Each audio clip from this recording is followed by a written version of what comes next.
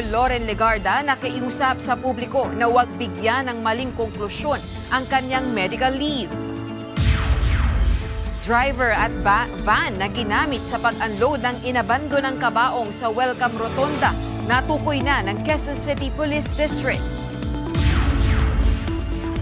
Bagyong Dolphin posibleng bumalik o mag-recurve papasok sa Philippine domain. Ayon sa Pag-asa, ang Buklaw Dam nagbukas na ng 4 na gate, bunsod ng tuloy-tuloy na pag-ulan.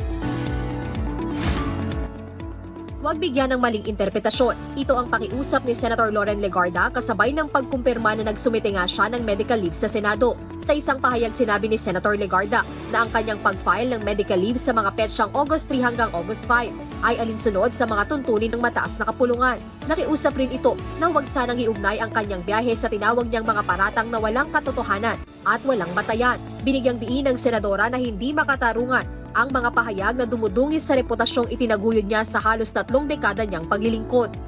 Kaugnay nito, kinumpirma naman ng Bureau of Immigration na umalis ng bansa ang minority senator na wala namang derogatory record. Nagpahayag naman ng tiwala si Ombudsman Crispin Remulla na babalik ng bansa si Senator Legarda. Sa gitna ito ng nagpapatuloy na investigasyon ng Ombudsman patungkol sa umano'y maanumalyang solar energy projects. Hindi hadlang ang pagbawi ng 3 dating bodyguards ni former Congressman Zaldico sa kanilang mga sinumpaang salaysay para magamit pa rin ng Ombudsman ang kanilang individual affidavit bilang ebidensya laban kay former House Speaker Martin Romualdez. Ayon kay Ombudsman Crispin Remulla, bago pumirma ang 8 dating bodyguard sa kani-kaniyang sinumpaang salaysay ay tinanong muna sila kung malaya at kusa nilang ginagawa ito. We're there when the Marines, may nakangiti pa, may tumatawa pa nga. May kinikilig pa nga habang pumipirma. Tuwan-tuwa eh. Dahil dito, iginiit ng Ombudsman na mananatiling bahagi ng ebidensya ang mga affidavit kahit papiliin ng ilan na bawiin ang kanilang mga naunang pahayag. At kung tuluyang uurong ang mga testigo, maaari silang ituring na hostile witnesses at haharap pa rin sa pagtatanong sa korte batay sa kanilang mga naunang pahayag. These people, freely on their own, went with one of the Ombudsman people to go to the locations, and they were the ones who pointed at specific locations where they delivered the money. Oh, meron yan. Binigyan Natukoy na ng Quezon City Police District ang driver at ang sasakyang umano'y ginamit sa pag-unload ng isa sa mga kabaong sa Welcome Rotonda sa Quezon City. Ayon sa QCPD, lumabas sa isinagawang follow-up operation na inupahan umano ang isang Toyota Hi-Ace na minamaneho ng naturang driver at ginamit sa insidente. Sa isinagawang investigasyon, sinabi ng driver na magkakaibang sasakyan umano ang ginamit sa bawat lokasyon sa paghahatid sa mga kabaong. Dagdag pa nito, tumanggap umano ng 8,000 piso ang bawat driver habang 1,000 piso naman ang ibinayad sa bawat helper na nagbaba ng mga kabaong. Patuloy ngayong tinutugis ng QCPD ang iba pang sangkot sa insidente upang matukoy ang nasa likod ng pagpapakalat ng mga kabaong sa iba't ibang bahagi ng Metro Manila. Tiniyak naman ng pulisya na masusi nitong susundan ang lahat ng impormasyon at naghahanda na silang magsampa ng kauklang kasong kriminal laban sa mga mapapatunayang responsable. Samantala, mariing kinundina ng Chinese Embassy sa Pilipinas ang insidente at tinawag itong isang political provocation, personal na pag-atake, pananakot at banta laban sa kanilang diplomatic mission. Hinimok nito ang pamahalaan ng Pilipinas na magsagawa ng agaran at masusing investigasyon. Papanagutin ang mga responsable at tiyakin ang seguridad ng embahada at mga tauhan nito sa bansa. Nilinaw naman ng Department of Foreign Affairs o DFA na hindi nito kinukonsinti ang anumang banta o karahasan laban sa sinuman, kabilang ang mga dayuhang opisyal. May epekto pa rin ang bagyo na may international name na Dolphin sa ilang bahagi ng bansa. Ayon sa Pag-asa, bagaman nakalayo na ang bagyong Dolphin, patuloy itong nakaapekto sa bansa dahil sa pabago-bago nitong paggalaw. Hindi naman inaalis ng Pag-asa ang posibleng pag-recurve o muling pagpasok ng bagyong Dolphin sa domain ng Pilipinas. Bukod dyan, umiiral pa rin ang hanging habagat na siyang nagpapaulan sa maraming lugar sa bansa. Dahil dito, payo ng ahensya ang palagi ang pagtutok sa mga update kaugnay ng lagay ng panahon, lalo na sa mga lugar sa Luzon at Visayas. Samantala, isa ng ganap na bagyo ang Low Pressure Area o LPA na nasa labas ng Philippine Area of Responsibility o PAR at patuloy na binabantayan ng Pag-asa. 4 na gates na ang binuksan sa Ambuklaw Dam sa Bocod, Benguet, alas 6 ng umaga kanina. Dahil yan sa patuloy na pagtaas ng antas ng tubig, kasunod ng tuloy-tuloy na pag-ulan, bunsod ng pinagsamang lakas ng bagyo at habagat.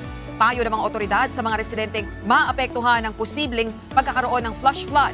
Kung kaya manatiling alerto at sumunod sa abiso kaugnay ng sitwasyon sa dam at sa lagay ng panahon. ang pagnonombra or papangalan sa tao ay hindi namin ginagawa kung hindi merong matibay na ebidensya. Kailan ba namin ginawa yan? Alice Guo, Tony Yang, Sanja, Chuan Xing.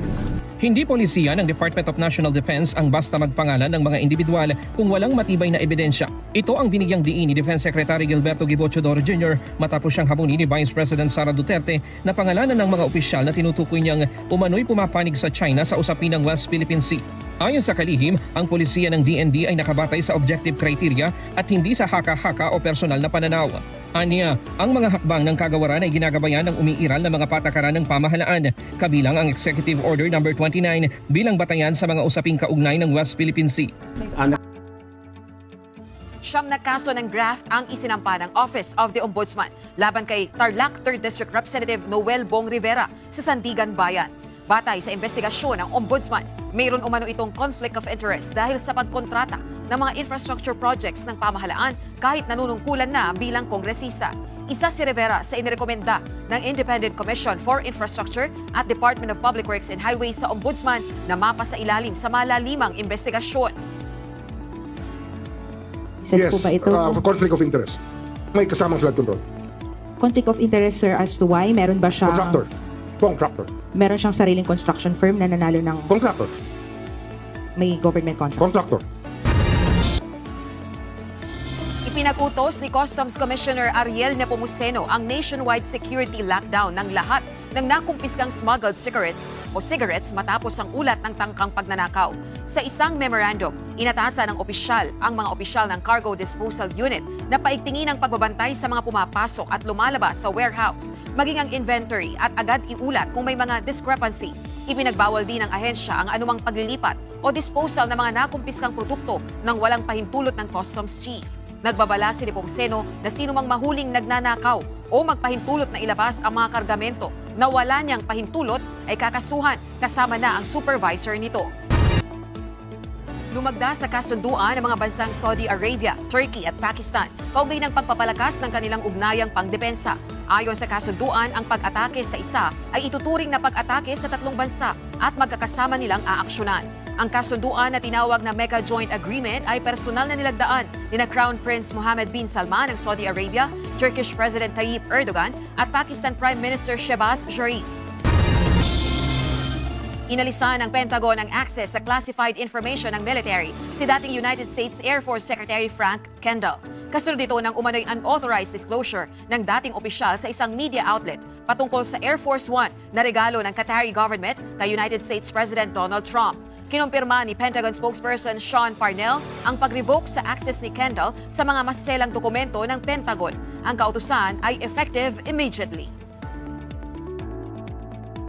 Napagtagumpayan pa rin ni Alex Ayala ang laban nito sa American tenniser na si Cathy McNally sa score na 6-3, 5-7, 6-4 sa round of 32 ng National Bank Open sa Toronto, Canada. Kahit sa ikalawang set ay humingi ito ng medical timeout dahil sa naramdamang injury sa kanang paa. Dahil dito, uusad si Alex sa susunod na laban sa round of 16 ng tournament.